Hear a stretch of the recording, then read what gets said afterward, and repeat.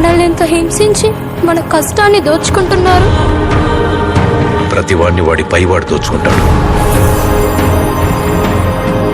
మనల్ని దొర దోచుకుంటే దొరని గోల్కొండ నవాబు దోచుకుంటాడు. ఆ నవాబును ఢిల్లీలో ఉండే మొఘల్ చక్రవర్తి.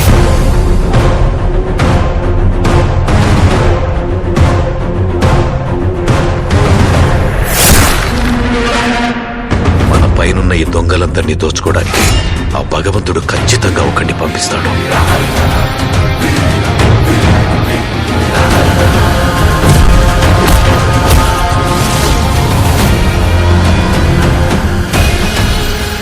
వాడొచ్చి దొంగ దొరలందరి లెక్కలు సరిచేస్తాడు.